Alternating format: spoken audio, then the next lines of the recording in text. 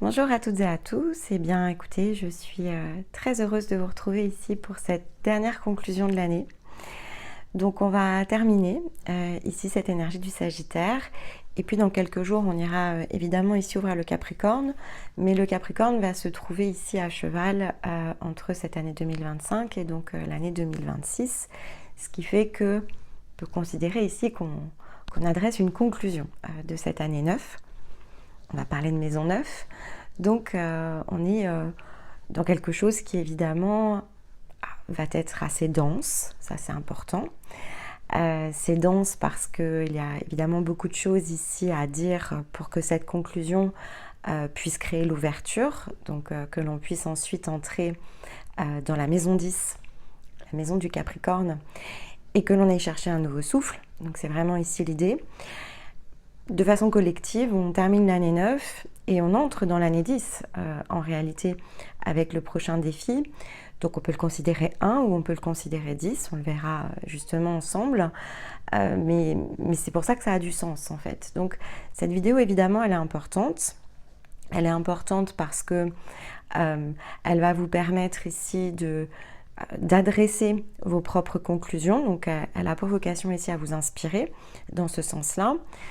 Il faut donc reprendre vos notes. Il faut regarder un peu tout ce qui est resté en suspens. Peut-être tout ce qui est resté en suspens au cours des 9 dernières années. Ça peut vraiment ici être une illumination. Donc on va effectivement s'y employer si c'est le passage pour certains. On a besoin de vraiment élargir. Voilà, c'est vraiment une vidéo pour élargir. C'est une vidéo pour évidemment créer un mouvement ici vers l'avant. On va aller ici en solstice ensemble. Et donc, il faut que on puisse vraiment adresser une forme de bilan. C'était très visible aussi dans le mécanisme de Stéma. Donc, tout s'y prête, bien sûr. Mais c'est toujours le même principe. C'est quand même lié ici à ce qui a été remonté en conscience dans les étapes précédentes. Parce que là, on est dans le Sagittaire, on est dans la conscientisation. Et donc, c'est un passage qui peut vous sembler un peu délicat pour certains d'entre vous. C'est pas le propos et c'est pas très important. Ce qui est important, c'est que chacun puisse saisir en fait ici ce qui le concerne dans l'instant.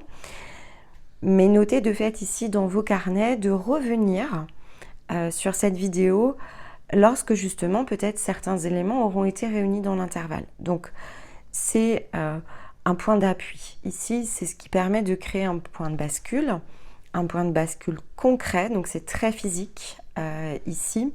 Ça passe bien sûr par la zone cérébrale, c'est pas le sujet, mais ça doit vraiment changer votre façon de vous mettre à l'œuvre ici. Et donc on va travailler évidemment l'axe de l'œuvre et de l'ouvrage avec le Capricorne en projection ici avec le Cancer. Donc on a besoin de cette prise de conscience. On a besoin de travailler bien sûr ici autour de cette prise de conscience. Donc ça fait une dizaine de jours ici que voilà, quelque part il y a eu un peu d'espace.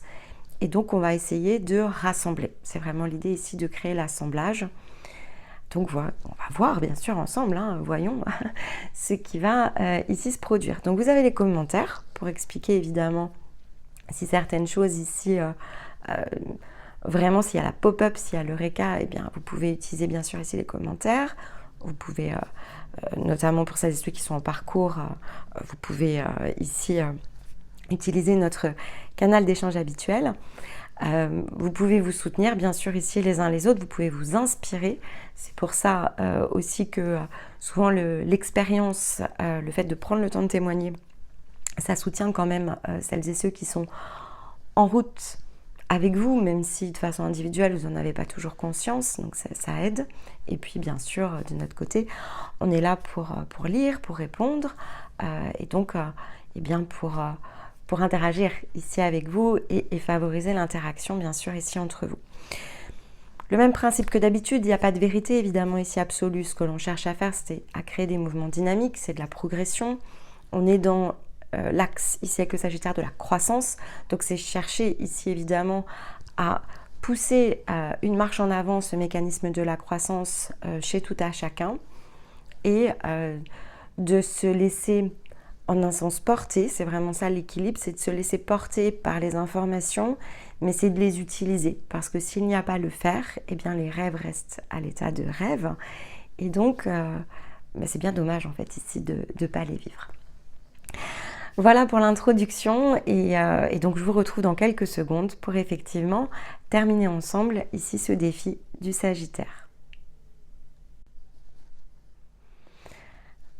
Alors la conclusion du Sagittaire, elle est évidemment, elle va être intense, mais on va commencer par la fin. Donc on va commencer ici par reprendre cette citation qui était dans la vignette au départ, quand on a lancé le défi.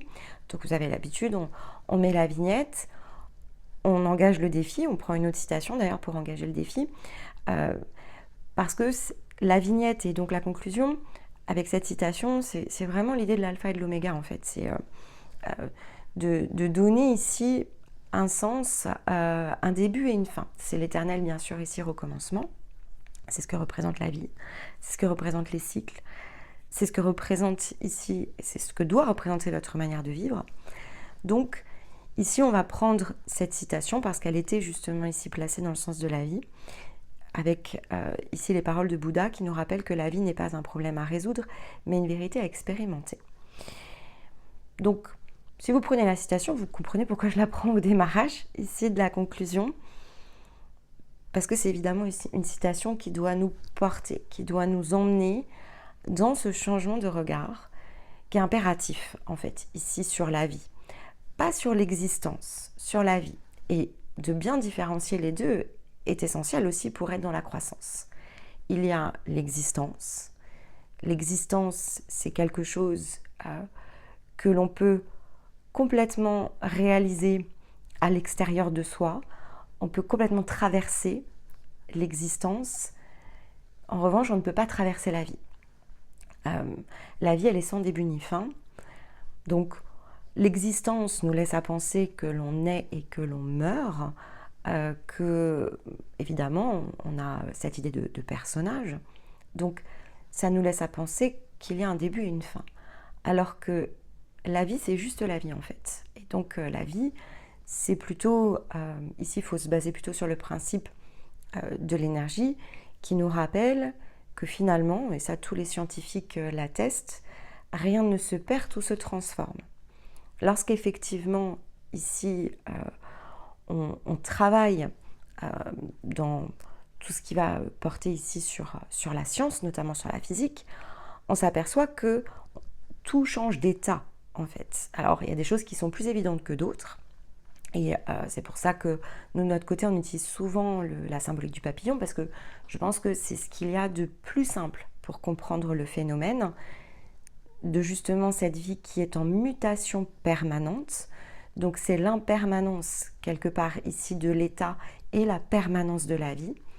Et ça, c'est vraiment quelque chose qui est important parce que c'est ce qui nous permet de changer notre conception ici de la vie. Donc on doit faire évoluer notre rapport à l'existence pour embrasser la vie en fait. C'est vraiment à ça que ça ressemble si on voulait le mettre en mots, si on voulait faire se concilier l'existence et la vie, c'est vraiment comme ça qu'il faudrait le regarder. Et l'existence est un problème à résoudre. Pourquoi ? Parce qu'en fait on est décalé, donc c'est ici que va se situer les problèmes. Lorsque l'on cherche une solution, c'est parce qu'on est dans l'existence. Lorsque l'on est dans la vie, on est dans l'expérimentation de la vérité. Et c'est vrai que ça paraît facile, bien sûr, lorsqu'on le dit, mais c'est ce qu'on va s'attacher à faire ensemble, et c'est pour ça qu'on commence par ça. Ce n'est qu'une question de compréhension du mécanisme. Quand on comprend le mécanisme, on voit à quel point c'est logique, à quel point ces paroles, elles sont pleines de sens. On se demande même pourquoi, finalement, elles ne sont pas venues à nous de cette manière-là. Et vous avez probablement lu plein de citations dans votre vie, en fait. Mais il manque parfois l'étincelle. Il manque parfois, justement, on va parler d'intelligence. Il manque parfois l'intelligence qui n'est pas l'intelligence telle qu'on la conçoit dans son sens le plus, quelque part, le plus réducteur. C'est vraiment l'intelligence de l'esprit, en fait, au sens le plus grand, le plus large, l'intelligence de l'univers, si vous préférez. Donc, ça dépasse ici la simple intelligence du point de vue le plus humain. Et pourtant, quand on regarde la vie, donc tout ce qui nous entoure, et l'interconnexion, on se rend compte à quel point il y a une intelligence derrière ça. Parce qu'il y a chaque chose qui a sa place ici dans ce monde. Chaque être vivant, quel qu'il soit, y compris le végétal, dispose de sa propre source de nourriture, sa propre source d'énergie. Et tout sait fonctionner ensemble. Alors, il y a des choses qui fonctionnent moins bien ensemble lorsqu'elles sont côte à côte, par exemple.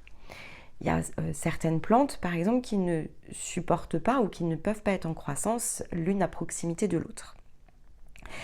Mais, ok, c'est visible pour le végétal, mais c'est visible aussi pour le côté animal. C'est-à-dire que si, par exemple, ici, on avait tous les prédateurs de regrouper, eh bien, probablement que ce serait très difficile ici pour des espèces qui ne sont pas dans la prédation de pouvoir se développer.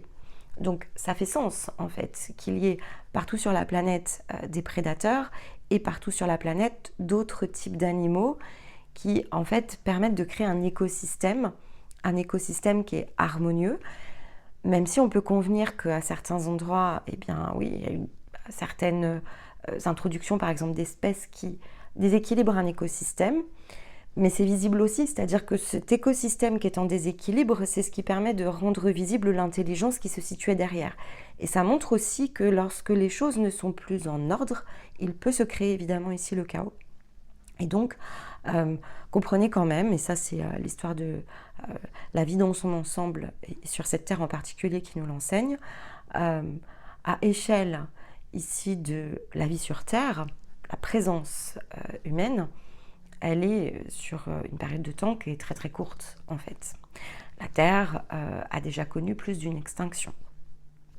Et la Terre est toujours présente, mais pas forcément ici les espèces qui ont été portées ici à certaines périodes de temps. Et ça aussi, de fait, ça donne vraiment cette idée d'intelligence quelque part ici qui ordonne et réordonne et qui, lorsqu'effectivement la période entre en chaos, eh bien, a besoin à fréquence régulière de complètement redessiner ici les lignes et la vie reprend ses droits en fait ici. Et donc, un nouveau sens de croissance et de développement tout simplement ici prend place.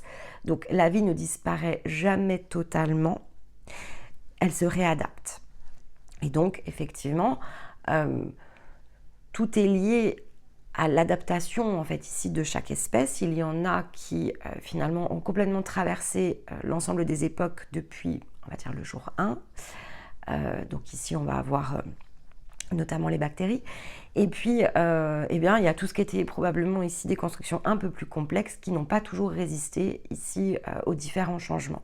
Quelle que soit évidemment ici la nature du bouleversement, ça peu importe, mais ça donne un spectre ici qui est intéressant et c'est pour ça que bon, on est en train de conclure, on regarde les choses de façon très large, fin d'année 9, on va relancer une nouvelle roue, donc il faut le voir réellement de façon le plus élargie possible.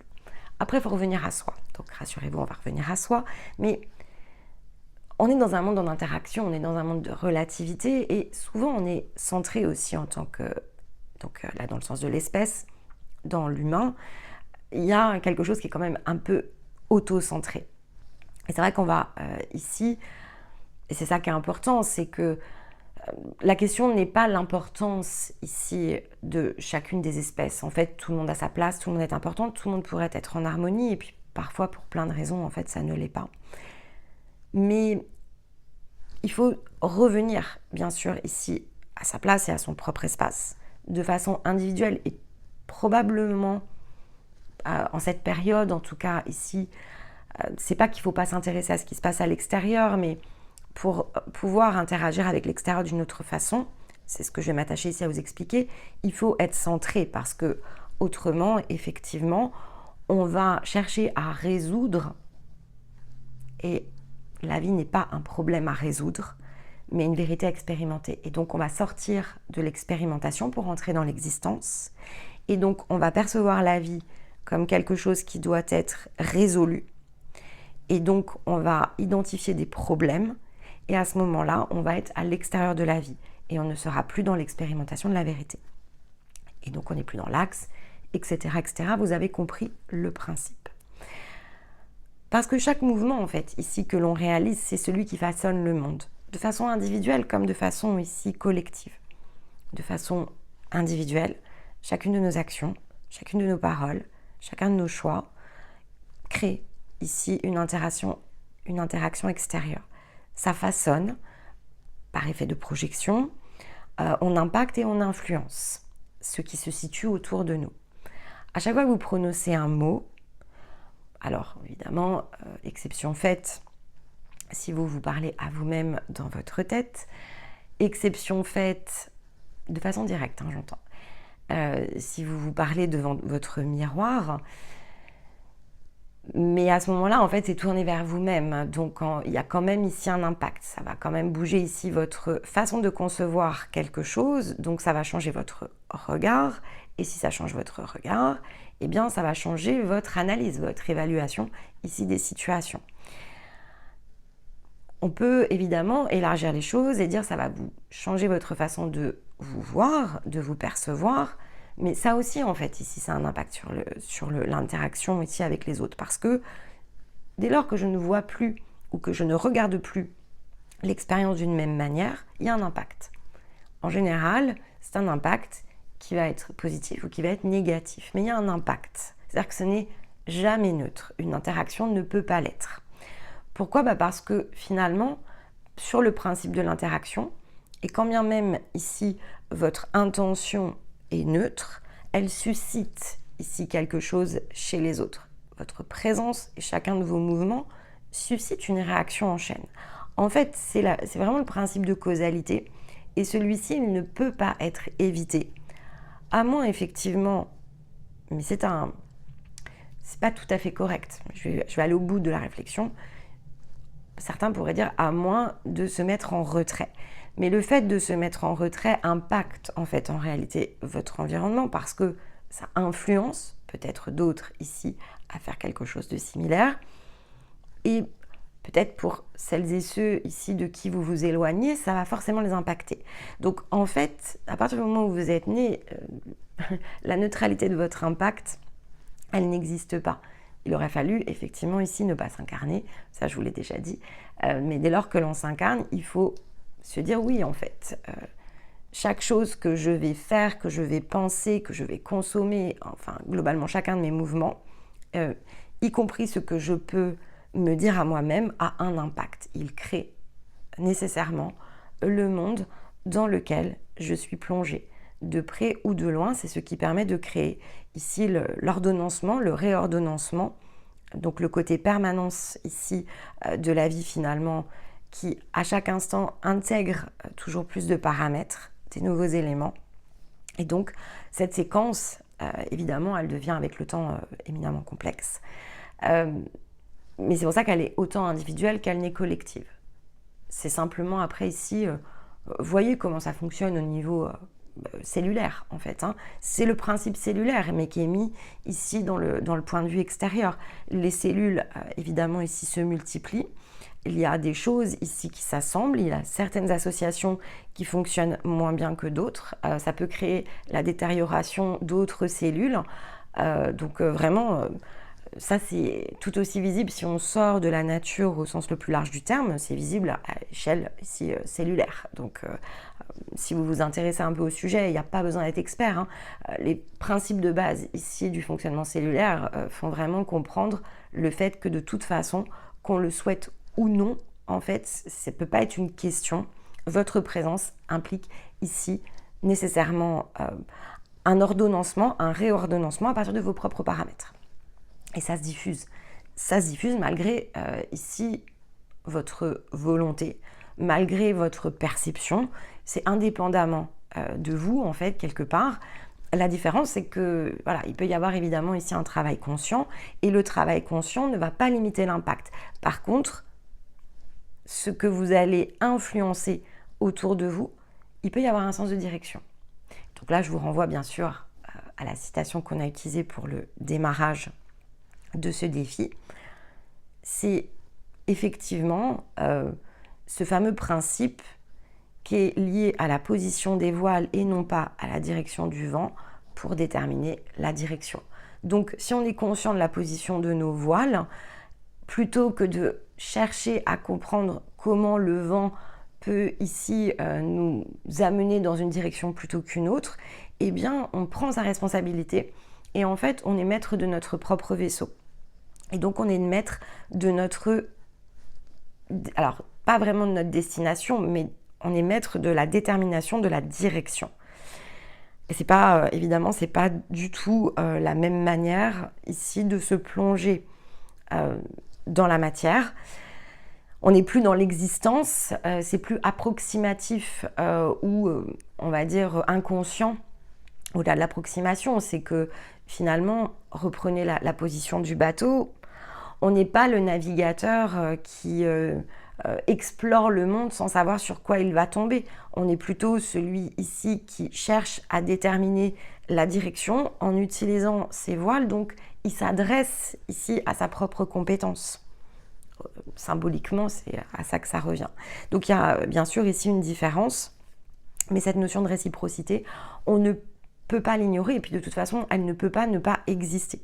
Alors il faudrait qu'il y ait un seul individu sur Terre, on pourrait l'argumenter, mais même comme ça, c'est pas totalement correct parce que un seul individu sur Terre aurait de toute façon quand même ici un impact, même limitatif, sur un environnement, et donc ça ne change rien en fait dans le fond. Cette causalité, elle fait partie de finalement les paramètres qu'il nous faut ici intégrer. Donc, ce que nous offrait évidemment ici le mécanisme du Sagittaire dans la guidance de Stéma, si on voulait les résumer, en fait, tout se passe dans la carte de la dualité. Et la dualité d'ailleurs, c'était quand même ressorti au moment où on a engagé le défi. Donc, bon, ce qui est bien, c'est que ça permet de regarder les choses d'une autre façon. Je vous ai dit, on va revenir sur la dualité. Bon, oui, de toute façon, pas le choix. C'est ma sortie de la carte. Donc, quand bien même j'aurais voulu revenir dessus plus tard, c'était pas possible. Mais donc, ce que ça nous montre, pour celles et ceux, en tout cas, qui souhaitent se saisir ici de ce mécanisme du Sagittaire, donc je répète, c'est difficile. Hein, ok, là, on est sorti d'un mécanisme du Scorpion qui nous permet d'altérer. Pour certains, on parlait de muter, mais ici, c'est un passage, évidemment, qui est quelque chose auquel il faut avoir déjà travaillé, préparé en amont, c'est-à-dire qu'on ne mute pas par hasard. Hein. Donc là, on reprend la chenille. La chenille, elle doit ici altérer plusieurs fois son état. Elle a de multiples peaux dont elle doit se séparer pour pouvoir entrer en chrysalide. Et donc, ici, sortir dans une nouvelle forme. C'est le même principe. Donc là, pour le mécanisme du Sagittaire, c'est pareil. Ici, ce que ça montrait, c'est le chemin pour sortir de la dualité de façon individuelle. C'est comment s'extraire de la dualité, de l'inconscience, en fait, quelque part, de ce que cette dualité implique. Mais donc, il y aura un temps pour tout. Il y a un temps pour adresser la connaissance, donc cette transmission, évidemment, ici, concourt, et être en capacité de s'approprier ici cette connaissance pour soi, donc s'extraire ensuite ici de la dualité. Donc pour certains, on est dans la connaissance, mais il faut effectivement pouvoir muter pour pouvoir vraiment concrètement dans votre finalement propre expérience, pour passer ici de l'existence que vous avez besoin de saisir, de continuer d'approfondir, il manque des paramètres et donc il y a des choses qu'il est nécessaire d'intégrer, à effectivement ce point où finalement on quitte l'existence pour entrer dans la vie. Et c'est pas le même moment en fait. Ici, c'est pas le même virage, mais ça nécessite d'avoir muté. Donc comprenez quand même ici qu'il faut être complètement empreint ici de l'énergie du Scorpion ou de la maison 8, et donc avoir vraiment ici terminé complètement ce travail. Et c'est vrai que l'intégration ici le montrait. Stéma a lu la carte, on est vraiment dans tous les fragments qui doivent se rassembler. Donc si tous les fragments ne sont pas rassemblés, c'est pas grave, mais c'est pour ça que je vous disais, notez bien ici tout ce que vous comprenez de ces vidéos, parce qu'il faudra venir les étudier pour que vous puissiez vraiment terminer ici votre intégration. Et donc ce mécanisme en particulier est vraiment une clé très puissante de développement. Bon, de toute façon, cette deuxième moitié de roue, hein, elle est quand même assez costaud. Donc, comment sortir de la dualité de façon individuelle? Alors, c'est comme pour l'altération, il y a l'idée de s'aligner avec l'axe. Et ça, c'est l'effort que chacun fait, en fait, de bien rester ici dans son axe.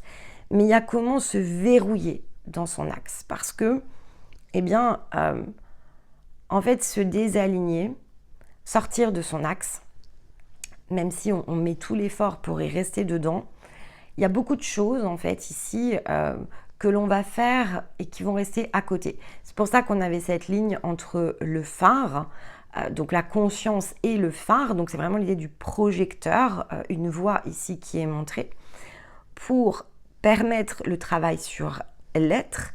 Le 8 de bâton, c'est l'énergie extrêmement rapide ici que l'on est en capacité d'engranger. Et donc, il y a toujours des passages où vous pouvez accélérer, mais l'objectif final, en fait, quelque part, c'est de complètement s'extraire de la dualité. Sauf que quand on regarde le point d'ouverture, l'anneau et le 5 de bâton montrent effectivement ici, c'est vraiment l'idée du 5 de bâton qui le remet au cœur du processus, c'est qu'on est quand même plongé, et il faut prendre conscience, donc évidemment, quel type d'expérience ici, quelle est cette vérité que l'on est en train d'expérimenter. Donc il y a des prises de conscience autour de ces vérités que l'on expérimente, qui potentiellement ici créent de la dissension, créent du conflit, parce que le 5 de bâton, surtout en ouverture, il nous indique qu'il est temps de passer à autre chose, en fait, et donc qu'il va falloir manifester les changements nécessaires, parce que ce qui est combiné aujourd'hui, ce dans quoi on interagit, ce dans quoi on se plonge et ce dans quoi on contribue, eh bien ici nous plonge dans l'énergie du 5 de bâton. Donc le conflit, en fait, quelque part, la question n'est pas de savoir si c'est conflictuel. Le 5 de bâton dit oui, en fait, ça l'est complètement. Mais c'est qu'est-ce que moi je fais en tant qu'individu de ce 5 de bâton? Oui, en fait, on est plongé dans un monde dans lequel majoritairement les personnes sont dans une existence qui est de fait ici faite de problèmes et de solutions que chacun s'emploie ici à trouver, et très peu de personnes sont dans la vie. Et parce que ce nombre, quelque part, est restreint, eh bien, ils ne sont pas consciemment en train d'expérimenter des vérités. Ils sont en train, finalement, ici, d'être en conflit avec eux-mêmes. Ils sont dans une forme, ici, ils ne sont pas axés, en fait, quelque part, avec eux-mêmes. Et donc, ils oscillent, ici, dans la dualité. Et comme cette notion de causalité, de toute façon, elle est inextricable puisqu'elle est inhérente au plan dans lequel nous sommes plongés, eh bien, ces équilibres et ces déséquilibres sont effectivement ici des mouvements permanents. Et donc, évidemment, il faut aller chercher dans ces moments-là l'énergie plutôt de l'impermanence, mais donc par phénomène de cycle, de toute façon, ces choses-là reviennent encore et toujours, et ça crée bien sûr de génération en génération, il y a des mouvements, mais c'est un éternel recommencement. Donc ça, c'est quelque chose qui est important et qui adresse bien sûr ici cette prise de conscience, autant qu'elle n'adresse la clé de sortie. Donc il y a le moment où on doit prendre conscience de ça, parce que si effectivement on n'arrive pas à ce stade à faire autrement que chercher à résoudre des problèmes, alors ça peut être dans une vision très collective bien sûr, mais ça peut être très individuel. Et donc je cherche à solutionner des tracas du quotidien. Quelle est donc cette vérité que j'expérimente? Parce que doit se poser ici la question, si je souhaite être dans la vie, pourquoi est-ce que je suis concentrée sur des tracas au quotidien? Si ce quotidien est un tracas, eh bien ce que je suis en train d'expérimenter adresse ici une forme de réponse à cette vérité que je cherche. Suis-je au bon endroit, en fait? Parce que pourquoi je m'impose, pourquoi je m'inflige ici un quotidien qui me tracasse? Si effectivement je suis plongée dans des interactions où il y a des conflits, eh bien 5 de bâton, oui, je m'y suis associée. Il ne tient qu'à moi que de me dissocier, en fait. Et tant que je ne fais rien, ça ne peut pas se créer. Parce que ça ne se résoudra pas tout seul. Et donc, c'est aussi la différence entre rêve et réalité. Ça ne peut pas se résoudre tout seul. Donc, si je suis plongée ici dans des relationnels où le conflit est permanent, où je dois porter de l'attention dans l'équilibre et dans le déséquilibre, en fait, je dispose ici d'un fardeau et qui majoritairement n'est pas le mien, j'imagine, parce que, en fait, personne ne devrait exiger de vous. Là, je reviens vraiment sur le message de pleine lune. Personne ici ne devrait exiger de vous quoi que ce soit. C'est pas de l'amour. L'amour ne fait pas douter de notre valeur. Donc, si lorsque l'on exige quelque chose de vous, eh bien, vous vous sentez dans l'obligation de porter une responsabilité, ce n'est pas de l'amour. Vous n'êtes pas en train de partager. Il y a de l'attachement, il y a du métal ici avec du 2 de coupe, il y a une influence réciproque qui est dans une valeur négative. Si effectivement la situation a des variations, eh bien, vous oscillez entre positif et négatif. Mais ça n'a rien de neutre et ce n'est pas de l'amour, en fait. Vous êtes en train, ici, de résoudre, quelque part, un point d'existence, et donc qui n'est pas la vie. Je vais vous donner un autre exemple. On va parler ici de souffrance, parce que c'est ce que montrent, en fait, ici, les cartes de Stéma. Le 2 de coupe, il est là pour nous permettre de prendre conscience de la valeur des interactions et prendre conscience, avec l'idée du métal, que ces interactions ne sont que le reflet, bien sûr, ici, de ce que l'on doit adresser. Et donc, je vous renvoie à ce que je vous ai expliqué au démarrage du défi. Il y a des choses qui, du point de vue de l'observateur, si j'observe, par exemple, ici l'un d'entre vous et que vous m'exposez votre situation, il y a le raccourci de se dire, bon, ça a l'air facile parce que en fait, c'est pas un sujet, enfin, forcément, dans le point de vue de l'observateur, ça n'en est pas un. Et puis, de se dire, finalement, ce défi, il paraît simple ici à solutionner. Ça paraît facile de passer de l'existence à la vie. Mais ça, c'est évidemment que le point de vue de l'observateur, parce qu'on n'est pas dans le même défi.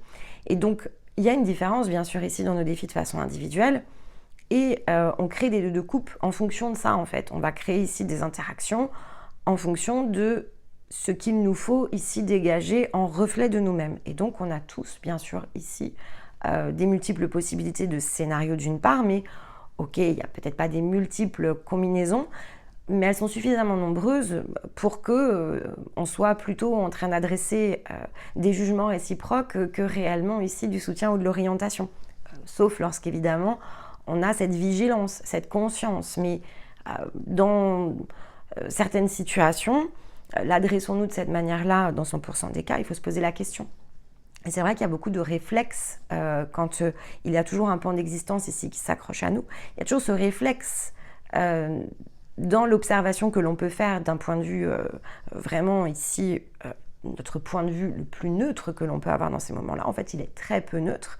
Il y a beaucoup de jugement, consciemment ou inconsciemment. Et quand on s'efforce à être dans le non-jugement, on essaye juste d'équilibrer un jugement qui spontanément est venu quand même ici dans notre tête. Donc c'est important en fait ici de le comprendre.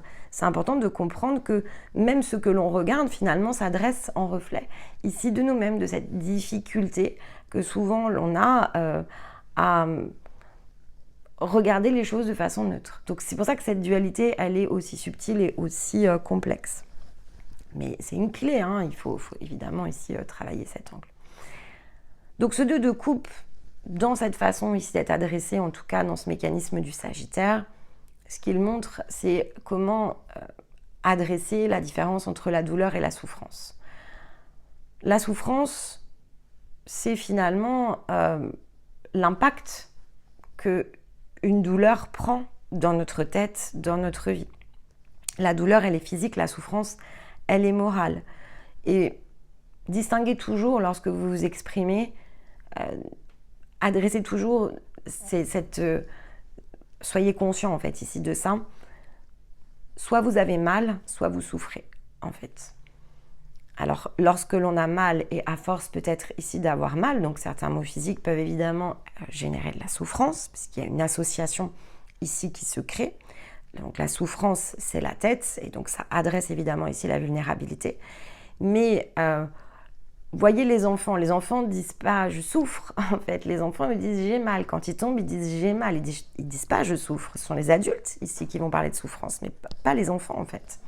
Donc un enfant il tombe et dit j'ai mal. Bon, on lui soigne le bobo et c'est parti en fait, c'est passé.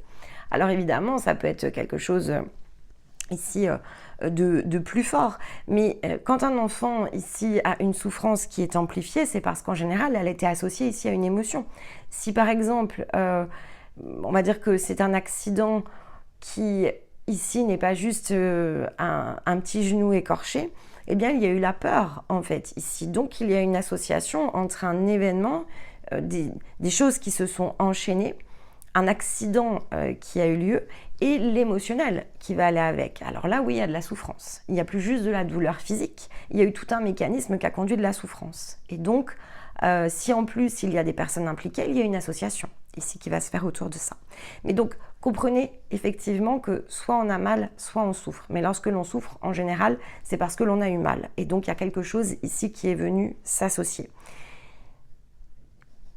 Et donc ce métal et ce 2 de coupe représentent ici cette association.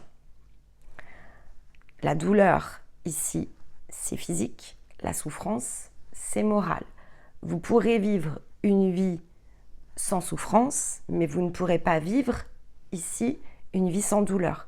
C'est inhérent au corps. Donc vous aurez des douleurs dans le corps. En revanche, vous pourrez adresser le soin nécessaire pour effectivement ne pas ici traîner peut-être cette douleur.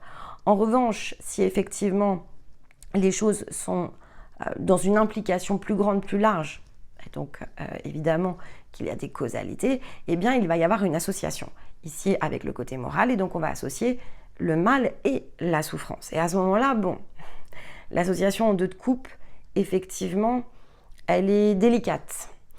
Et c'est pour ça que souvent certaines douleurs qui sont devenues chroniques avec le temps sont vraiment liées à certaines associations. Et c'est aussi pour ça qu'il est plutôt logique, voire encore plus naturel, si vous comprenez le mécanisme, que l'on ne peut pas ici travailler le symptôme et réduire la douleur simplement ici par ce phénomène uniquement qui touche au corps en fait, et notamment si la souffrance est grande, il faut impérativement travailler la partie ici qui est plutôt la souffrance morale, parce que sinon quelque chose va venir se cristalliser et ça va durer dans le temps, ça va s'imprimer bien sûr ici dans le corps, et donc par effet ensuite ricochet, accumulation, eh bien on se retrouve évidemment ici avec une condition physique qui peut se dégrader parce que tout n'a pas été pris en compte au moment où on a ici ressenti cette douleur.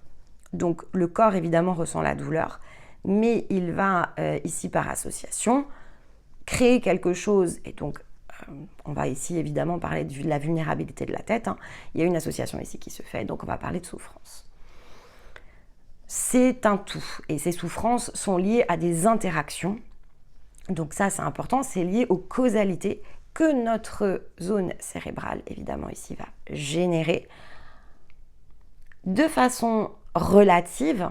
Souvenez-vous ce que je vous ai dit, c'est impossible de se souvenir au mot près de ce qui s'est passé, sauf si vous l'avez inventé.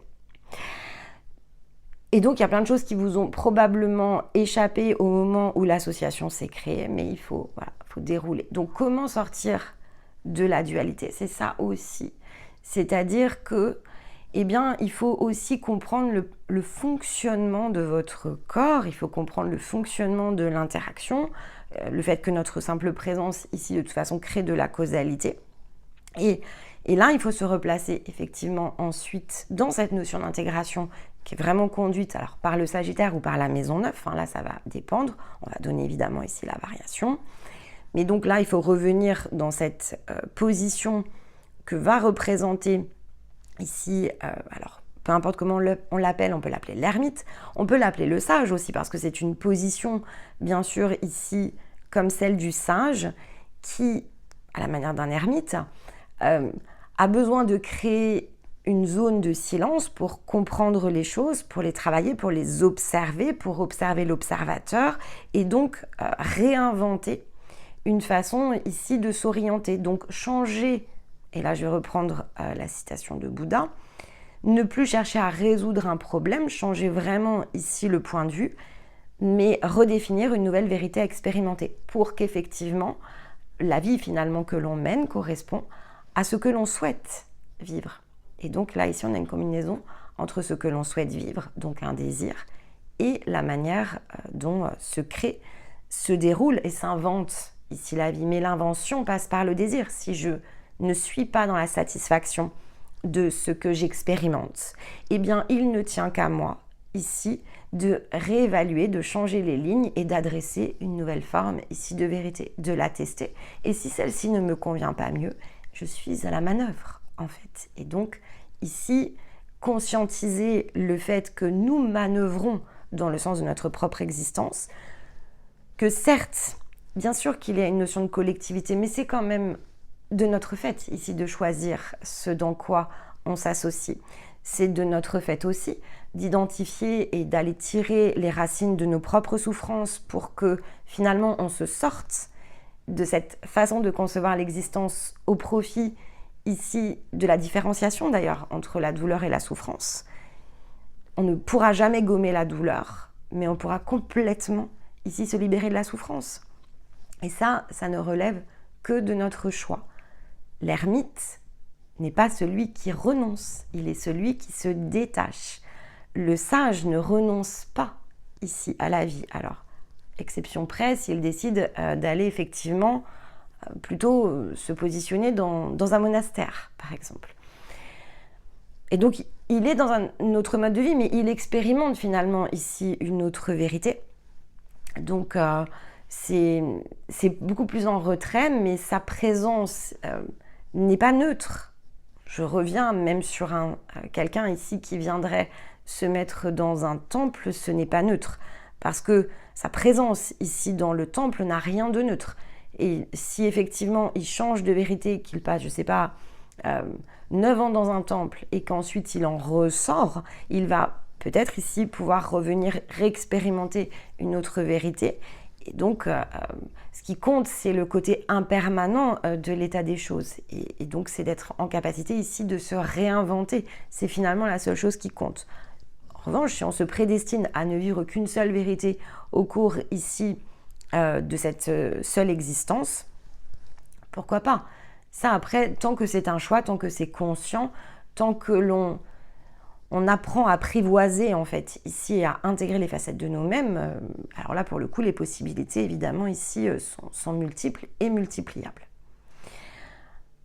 Donc le Sagittaire, c'est cette position où le créateur et l'inventeur peuvent se relier, ils peuvent se comprendre, ils peuvent voir à quel point ils ne sont pas différents, ils sont simplement les mêmes facettes, ici en reflet si vous préférez. Et donc, il y a une combinaison qui peut être adressée. Il faut quand même comprendre la différence entre les deux pour pouvoir les concilier. Ça, c'est toujours le même principe. C'est comme pour la douleur et la souffrance, on va mélanger les choses jusqu'à ce qu'on comprenne que les mots ont du sens. C'est le même principe ici pour le créateur et l'inventeur. Donc, on peut revenir à ce qu'on avait utilisé dans le défi quand on l'a engagé. C'est l'observateur et l'observateur de l'observateur. Ici, ça donne bien la racine commune qui est quand même l'observation, donc il y a bien quelque chose ici qui se concilie autour de ça. Mais c'est vrai que dans le langage courant, l'observateur de l'observateur, ça donne moins le sens différent, malgré tout, qu'ont ces deux parts, en fait, ici de nous-mêmes. Et donc la place en fait ici de chacun. Et la place elle est très importante parce que dans la conciliation, la manière de replacer l'ensemble est à peu près aussi important que le fait de voir ce qui divise ou ce qui réconcilie. Si on ne voit que ce qui divise, bon évidemment là ça va nous mettre dans l'existence et non plus dans la vie. Si on cherche à concilier, on est plutôt dans l'ouverture, donc on est en train ici de s'employer à créer un point de conjonction, donc on va dire qu'on est en croissance. En revanche, quand on est dans la prise de conscience de ce qu'il faut replacer dans un ensemble, là on a la manœuvre. Donc il y a quand même ici une différence.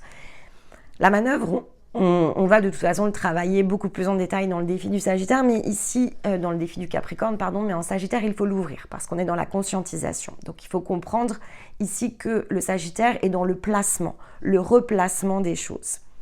Et effectivement, le Capricorne, c'est la maison 10, c'est celui qui va nous aider à s'employer, à remettre en place, donc à refaçonner.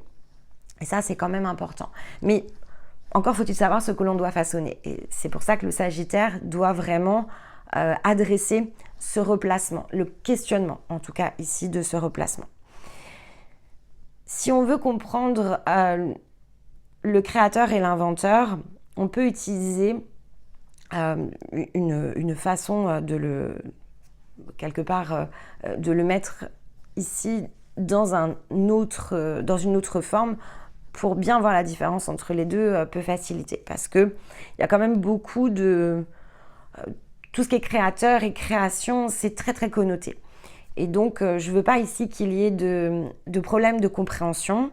Et je veux que vous puissiez bien intégrer vraiment ici la différence. Parce que, comme je vous l'ai dit, cette vidéo, elle est très importante. Et si on confond les termes, eh bien, on ne replacera pas justement ici les choses dans leur juste ordre. Et donc, on restera quelque part en désordre. On va prendre l'exemple du verbe et du langage. Parce que le verbe et le langage, ici, c'est effectivement l'inventeur et le créateur. Le verbe, c'est une énergie.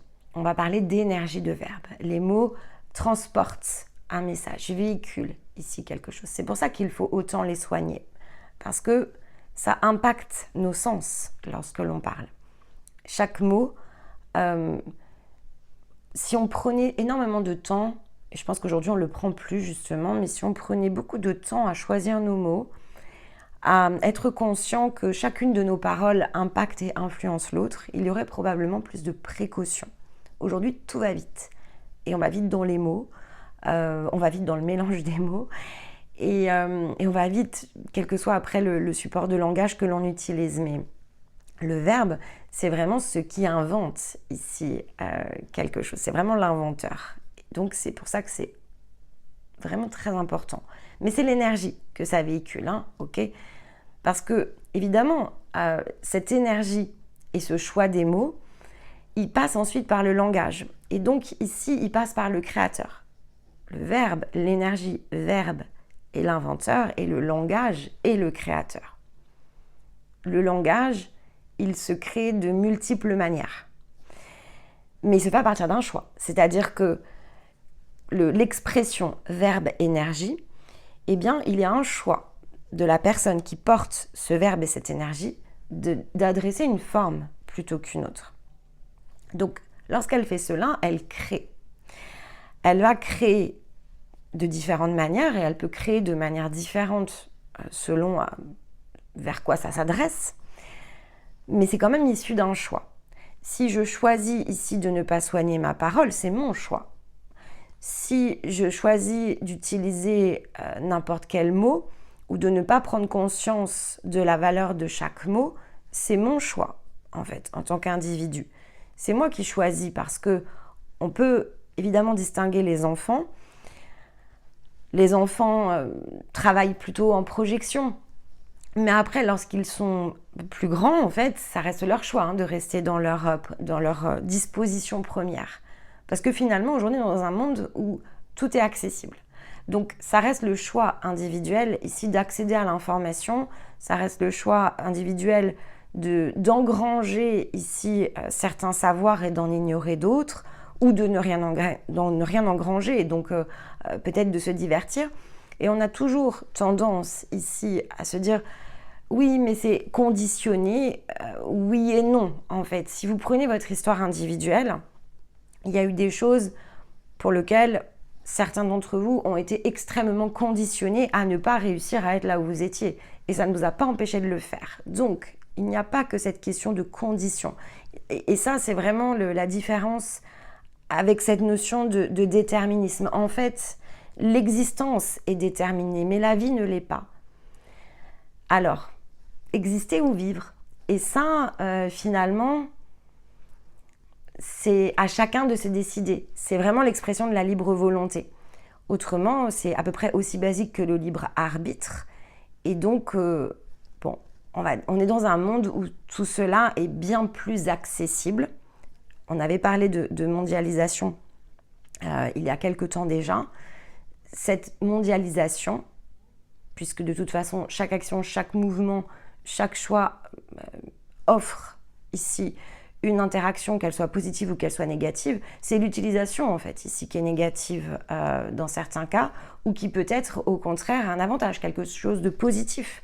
Mais ça, c'est une disposition de ressources. Et chacun ici est face à lui-même dans ces moments-là. Alors après, on peut argumenter le fait que oui, mais si tout est programmé, etc. Donc là, il faut revenir dans ce que je vous ai expliqué. C'est programmé, oui. C'est-à-dire que les fenêtres se représentent à fréquence régulière. Et il y a plein de fois où vous n'avez pas saisi l'opportunité. Et donc, on peut complètement être dans la transparence ici autour de ça. On peut être complètement aveugle et sourd en fait ici à tout ça et cela n'est pas prédéterminé. En fait, ce qui était prédéterminé, c'est le fait que ça s'ouvre et que ça se ferme à fréquence régulière. Mais après, le fait de saisir ça, il y a un respect ici évidemment du côté volonté.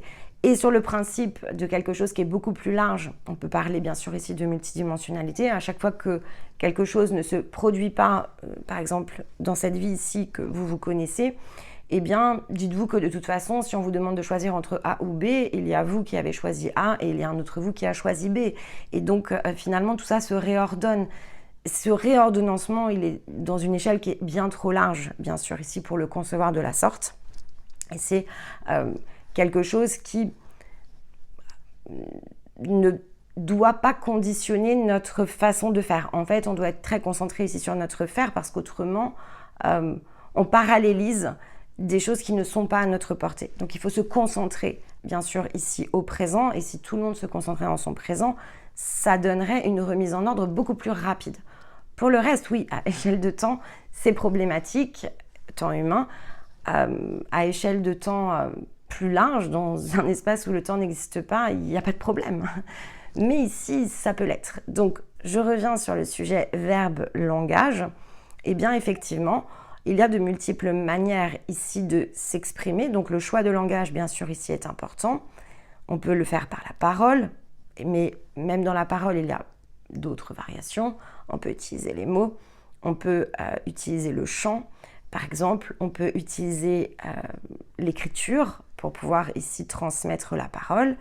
On peut évidemment ici sortir de la parole pour aller peut-être sur d'autres notions comme l'art, la musique, le dessin, la peinture, etc. Donc, comprenez que la simple énergie de verbe ici, qui paraît quelque chose de normal, en fait, a de multiples expressions de langage, donc de multiples formes. C'est très varié, c'est très subtil parfois, mais donc ça donne bien ici ce point qui est assez unique que représente l'inventeur, verbe, et cette multiplicité de créations disponibles au travers ici du langage, qui est un choix bien sûr ici du créateur. Donc c'est un choix de concrétisation. En tant que créateur, eh bien notre expression prend une certaine forme. On véhicule ici quelque chose qui entre en interaction avec le monde, évidemment qui nous entoure. C'est une manière bien sûr de faire qui nous appartient. Donc chaque créateur quelque part est unique. Mais l'invention, ici, l'est légèrement moins, si vous préférez. C'est-à-dire qu'on va être dans des principes. L'invention relève plutôt du principe que le créateur, ensuite, aura dans sa main avec de multiples possibilités. Si vous comprenez ça, vous comprenez aussi comment, effectivement, tout le monde peut se saisir de certaines choses et au contraire comment d'autres peuvent le délaisser.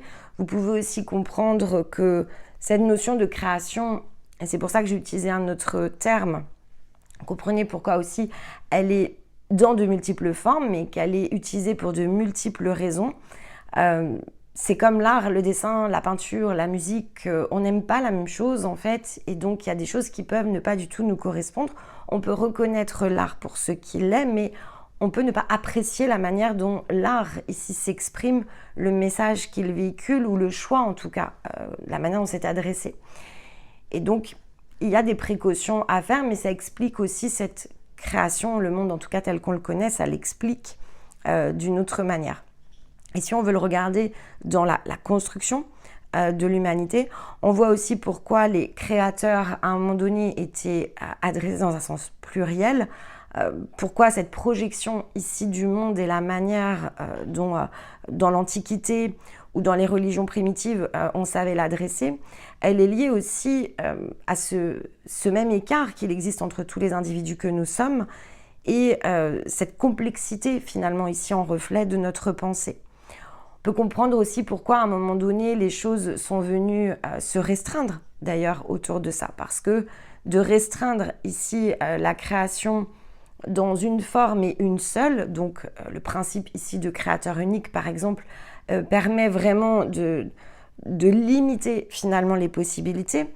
Donc comprenez bien sûr qu'il y a une limitation pour asseoir une forme d'autorité, pour asseoir une forme tout court en fait, au-delà de l'autorité. Si finalement on disait eh bien non, la parole ne sera que orale, alors eh bien ici on n'aurait pas pu quelque part être dans l'expression du langage par d'autres formes comme le dessin, la peinture, peut-être même ici l'écriture. Donc vous comprenez que c'est pour restreindre, en fait il y a une forme de restriction ici lorsque on retire les choses dans leur pluralité. Et ça c'est quelque chose qui est important parce que bien sûr tout part ensuite de l'intention, mais c'est vrai que ce côté ici en reflet de nous-mêmes que crée évidemment ici la terre et le ciel, eh bien va amener cette forme de distorsion que l'on a dans cette notion d'existence. C'est pour ça qu'on passe de la vie en fait ici à l'existence et difficilement de l'existence à la vie. Parce que ça nécessite de revisiter des fondamentaux entiers, parce que ça a eu le temps très largement, bien sûr, ici de se complexifier.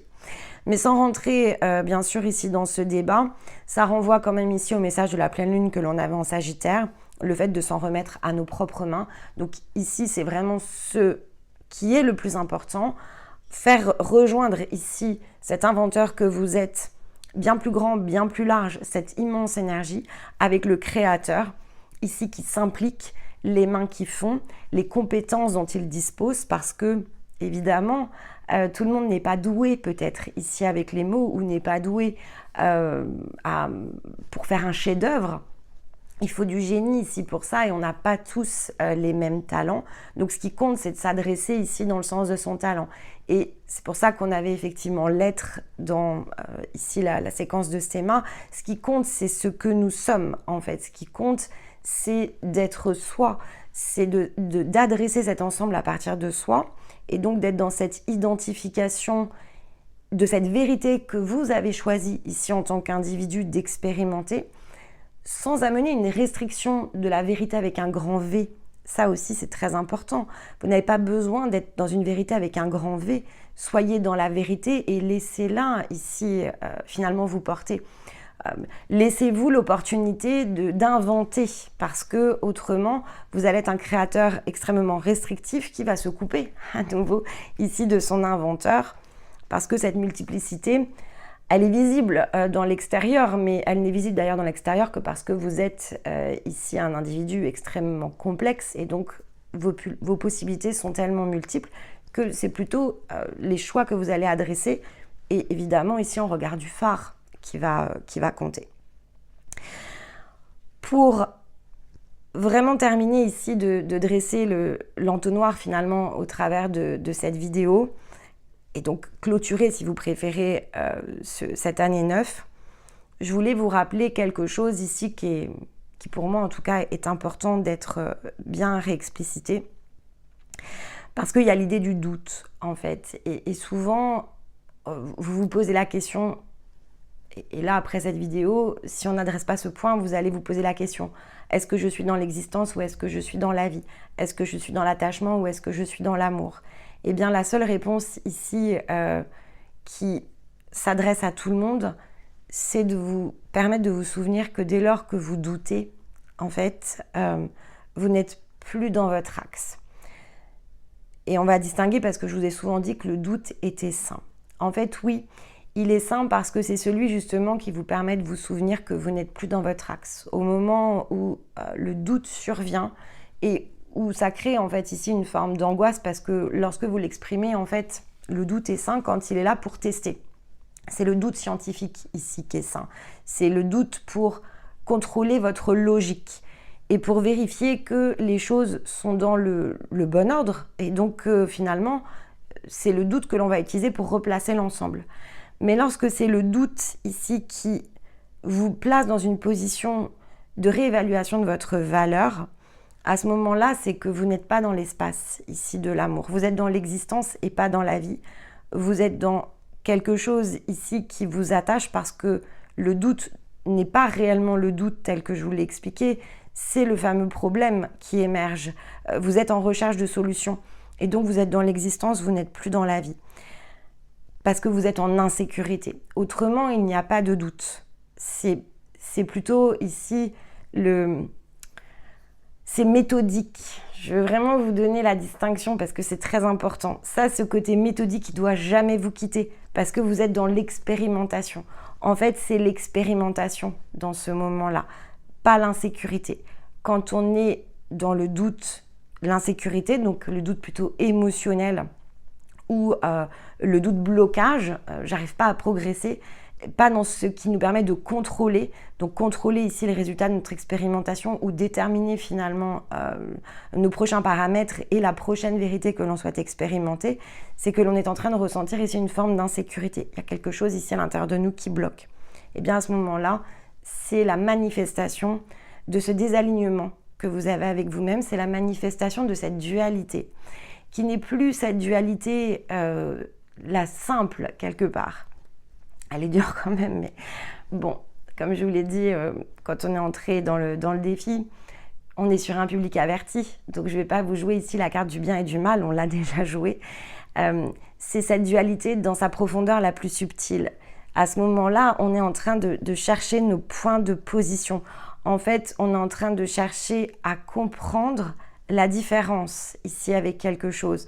On est peut-être dans une certaine mesure en train d'essayer de concilier, de réconcilier, mais en tout cas, on n'est pas en train de replacer l'ensemble parce que l'on a quitté la zone. Et ça, c'est quelque chose qui est important.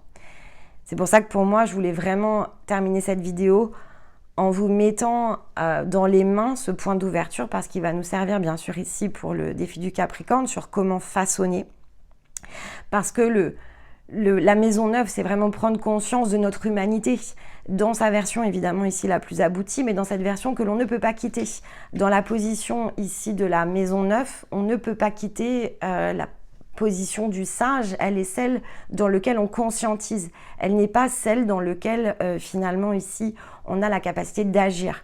Pour aller chercher sa place, donc son propre espace et replacer l'ensemble, on a besoin de la maison 10. On a besoin ici du mécanisme évidemment du Capricorne, mais ici il faut créer l'ouverture. Donc le doute est sain lorsqu'il est celui que l'on active pour contrôler l'expérimentation de notre vérité. En revanche, il est l'expression ici d'une souffrance, de quelque chose qui est déréglé, d'un espace dans lequel on est sorti de la vie pour entrer dans l'existence. Et donc, il est le mécanisme de la dualité. Donc, comment sortir ici de la dualité ?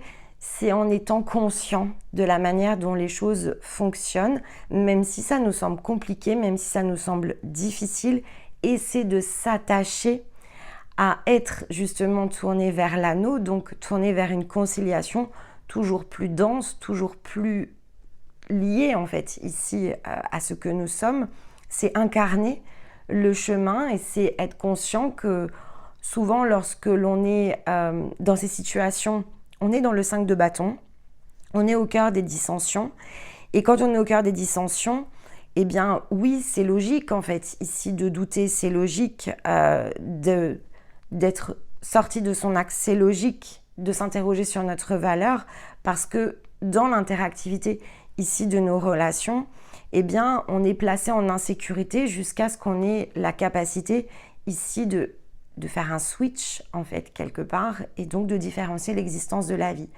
Pour entrer, bien sûr, ici dans la vie, pour, quelque part, partager, et donc quitter cette zone où finalement le partage n'existe pas.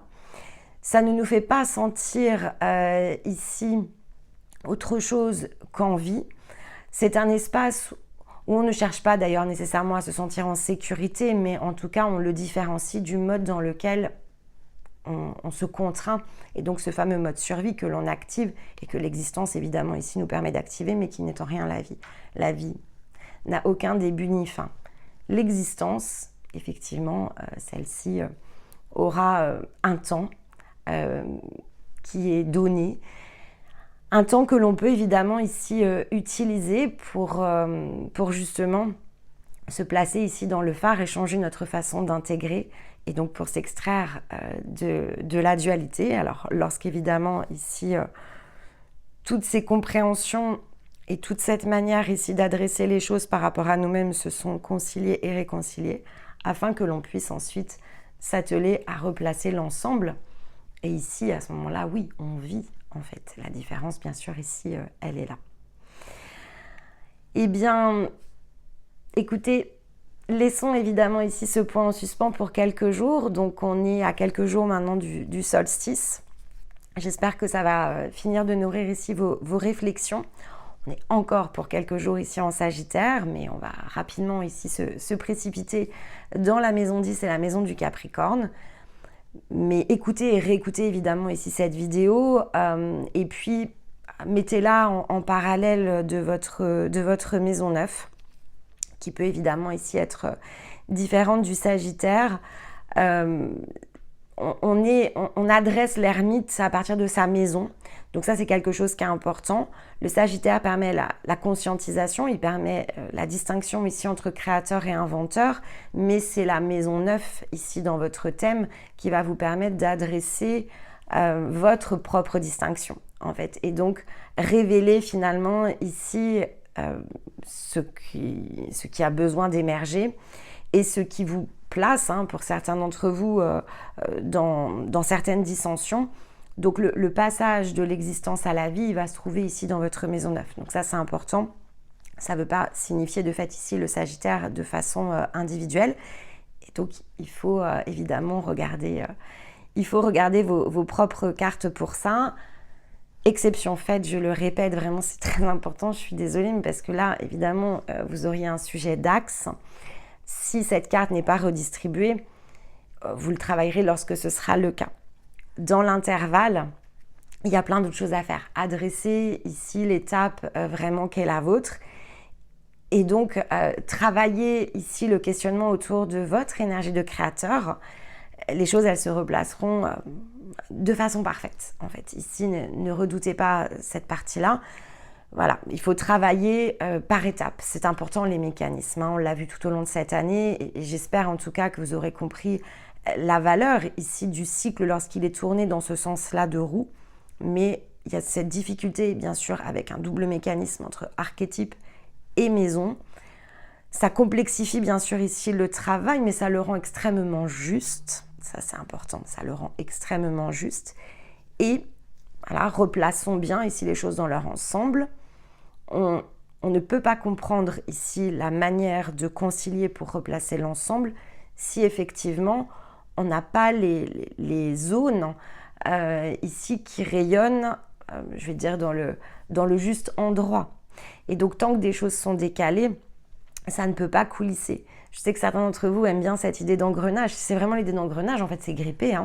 Donc, on peut avoir cette impression que ça roule et que les choses se mettent en place. Mais vous allez sentir votre fer ou vos émotions, mais si gripper quelque chose, et ça ne sera pas si fluide. Et ça, c'est quand même quelque chose qui est important. Et donc, on peut faire comme si les problèmes n'existaient pas, mais ça ne finirait finalement ici que par augmenter certaines souffrances. Donc, c'est très important ici de ne pas confondre les points, parce qu'il faut que ces processus-là aient un début et une fin. Et il faut que vous puissiez expérimenter votre propre vérité. Cette chaîne n'existe que pour ça, évidemment, et on aimerait, on souhaiterait que cette vérité, évidemment, soit expérimentée par le plus grand nombre. C'est vraiment l'objectif. Et donc, on doit bien ici s'atteler à donner des transmissions. On a parlé ici du langage et du verbe. Il faut vraiment que ces transmissions soient les plus justes et les plus précises possibles. Pour celles et ceux, en tout cas ici, qui ont envie vraiment de changer complètement le cours de ce qui se déroule avec eux-mêmes. Encore une fois, c'est pas collectif, c'est vraiment avec eux-mêmes. Et donc, de passer de l'existence à la vie. On termine ici cette année avec un magnifique défi. On va créer bien sûr ici l'ouverture au solstice avec le Capricorne, qui est vraiment un secteur bien sûr ici que j'adore, mais vous aurez l'occasion ici de l'entendre. Mais donc dans l'intervalle, voilà, terminez ici ce défi du Sagittaire, prenez vos notes et voilà, et restez bien sûr ici dans votre propre mouvement. C'est vraiment essentiel pour que vous puissiez revenir justement ici dans les mains de votre propre autorité. Et c'est vraiment tout ce que l'on cherche. Voilà pour cette vidéo. Donc je vous retrouve dans quelques jours, mais dans l'intervalle, eh bien, je vous embrasse et je vous dis à très vite. Bye bye.